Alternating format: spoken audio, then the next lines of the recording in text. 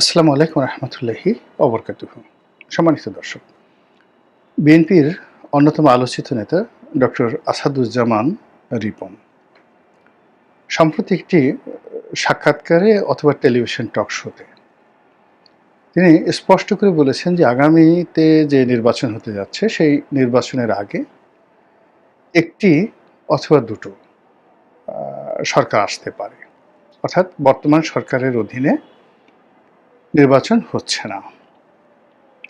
তার এই বক্তব্য মুহূর্তের মধ্যে ভাইরাল হয়ে পড়ে এবং বাংলাদেশের যে সকল গণমাধ্যম রয়েছে তারা সবাই তার এই বক্তব্যটিকে ফটো কার্ড করে তাদের ইন্টারনেট যে প্ল্যাটফর্মগুলো রয়েছে সেখানে রীতিমতো প্রচার করতে থাকে। আপনারা অনেকেই জানেন যে ডক্টর আসাদুজ্জামান রিপন ডাকসুতে নির্বাচিত না হলেও ছাত্র রাজনীতির একজন প্রবাদ প্রতিম পুরুষ।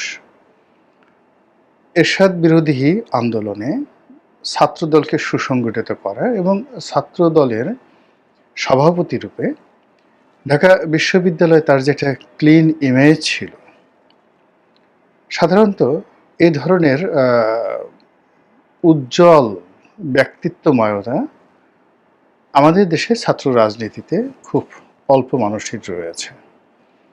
এখন তার রাজনৈতিক ভবিষ্যৎ কি বা সফলতা কি সেটা বড় বিষয় নয়। বড় বিষয় হলো তিনি যখন ছাত্রদলের সভাপতি ছিলেন তখন তার যে জৌলুস ছিল, তার যে আকর্ষণ ছিল, তার যে বক্তব্যের হৃদম ছিল, ওই সময়টিতে ডক্টর আসাদুজ্জামান রিপনের মতো অত সুন্দর বক্তব্য ঢাকা বিশ্ববিদ্যালয় ক্যাম্পাসে দ্বিতীয় কোনো ব্যক্তি দিতে পারতেন না। ছাত্রদল পছন্দ করতেন না, কিন্তু ছাত্রলীগ কিংবা ছাত্র ইউনিয়নের ছাত্র ছাত্রী যারা আছেন, সমর্থক কর্মী, তারাও ডক্টর আসাদুজ্জামান রিপনের যখন বক্তব্য হতো সেটা মধুর ক্যান্টিনের সামনে কিংবা অপরাজয় বাংলার সামনে অনেকেই শুনতেন, আমি নিজেও শুনতাম।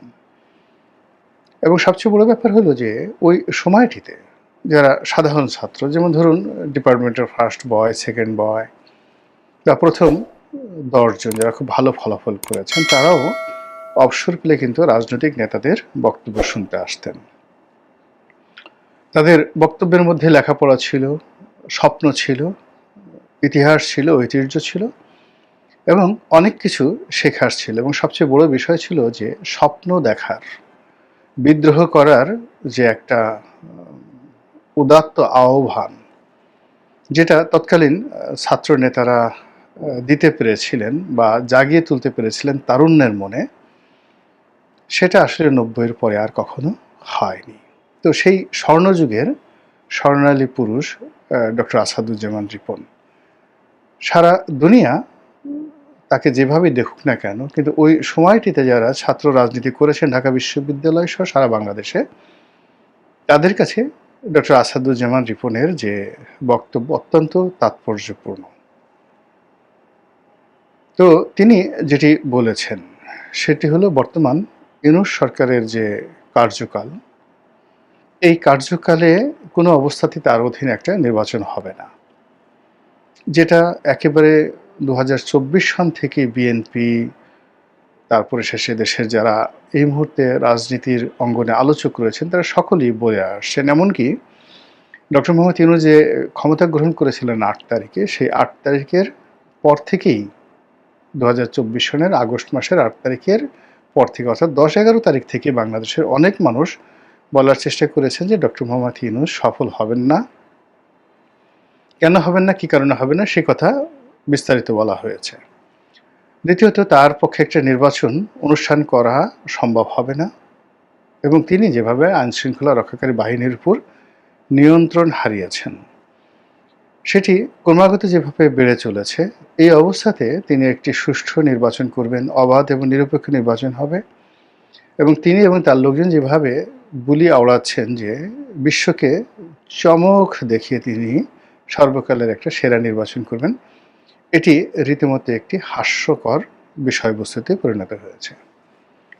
বিএনপির যেহেতু নির্বাচন ছাড়া ক্ষমতা আসার কোনো রাস্তা নেই এবং ডক্টর মোহাম্মদ ইউনূসও জানে যে নির্বাচন যদি হয় তাহলে বিএনপি ছাড়া বিকল্প অন্য কোনো দলের ক্ষমতায় আসার সম্ভাবনা নেই।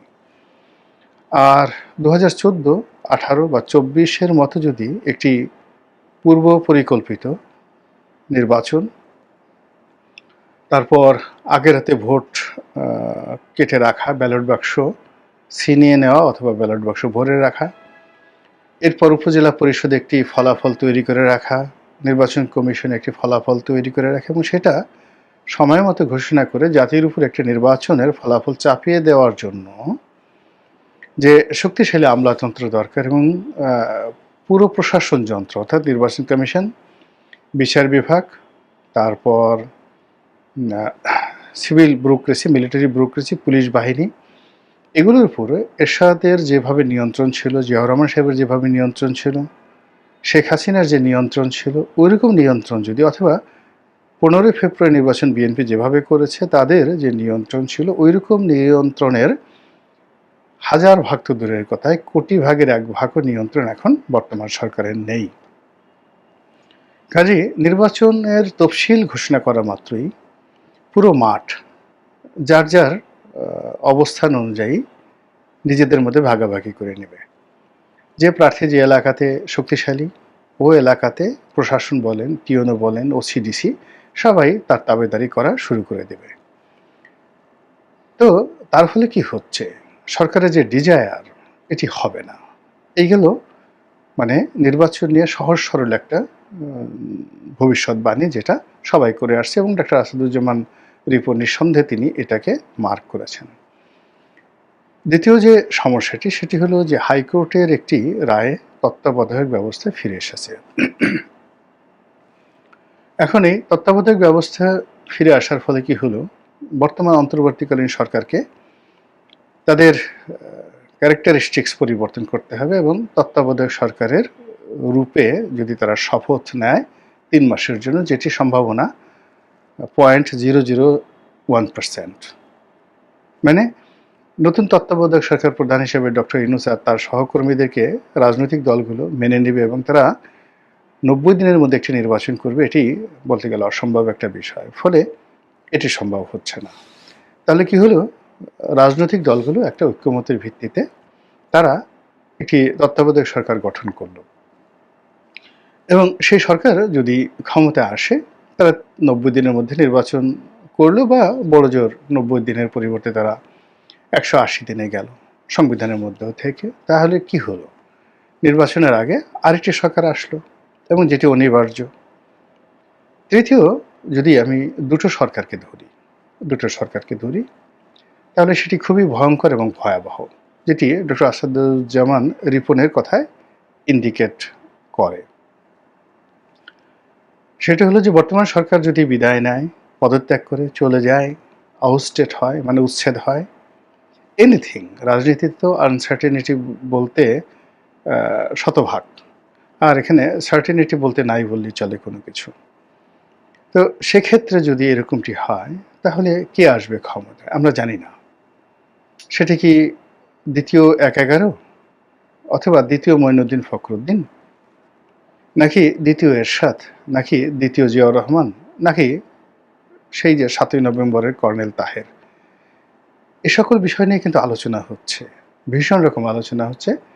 ডক্টর আসাদুজ্জামান রিপন জ্ঞানী মানুষ, লেখাপড়া জানা মানুষ, তিনি তার দলের যে প্যানপ্যানানি, মিনমিনানি এ সমস্ত জিনিস বাদ দিয়ে স্পষ্টভাবে যে ইঙ্গিতটি করেছেন সেটি হলো বিএনপির মধ্যে যেভাবে আতঙ্ক আছে, বিএনপির বাইরেও সবার মধ্যে একটি আতঙ্ক রয়েছে তৃতীয় শক্তি, চতুর্থ শক্তির নাক গলানো রাষ্ট্র ক্ষমতার ক্ষেত্রে।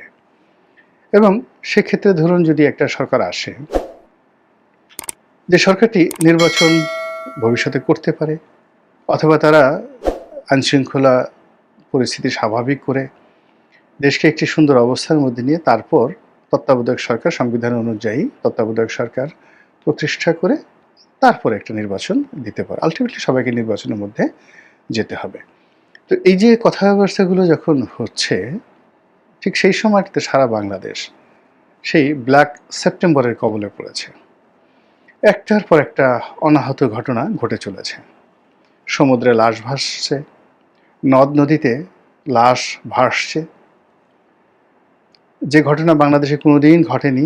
মৃত ব্যক্তিকে কবর থেকে তুলে তার লাশকে অপমান করা হচ্ছে, সেই লাশের উপর ক্ষোভ ঝাড়া হচ্ছে, পিটানো হচ্ছে, জুতো মারা হচ্ছে, তারপর সেই লাশ পুড়িয়ে ছারখার করে দেওয়া হচ্ছে। এরকম ঘটনা মানে আমরা মধ্যযুগে শুনেছি, রাজনৈতিক প্রতিহিংসার বশবর্তীও প্রতিপক্ষের লাশের সঙ্গে এরকম আচরণ করা হতো। কিন্তু এখন তো আমরা এই ধরনের ঘটনা কল্পনাই করতে পারি না। কিংবা আইএমএ জাহিলিয়াতে লাশকে অঙ্গহানি করা হতো, ক্রোধে কারো মাথা কেটে নেওয়া হতো, কারো কান কেটে নেওয়া হতো, নাক কেটে নেওয়া হতো। কিন্তু এই জিনিসগুলো তো এখন কল্পনা করা যায় না, কিন্তু এই ঘটনাগুলো এখন ঘটছে। মানুষের সহায় সম্পত্তি নিরাপদ নয়, যে যার মতো করে মব তৈরি করছে, তারপর এর অফিস ও দখল করছে, এর সম্পত্তি অন্যজনে দখল করছে। রাস্তাঘাটে চুরি ডাকাতি ছিনতাই রাহাজানি মারাত্মকভাবে বেড়ে গেছে। মানুষ কারো কাছে সাহায্য সহযোগিতায় যাবে এরকম কোনো রাস্তা নাই। স্বয়ং পুলিশ কর্তৃপক্ষ তারা আতঙ্কগ্রস্ত। এখন 999-এ টেলিফোন করে পুলিশকে ডেকে নিয়ে যাচ্ছে এবং পুলিশকে বেদম প্রহার করা হচ্ছে।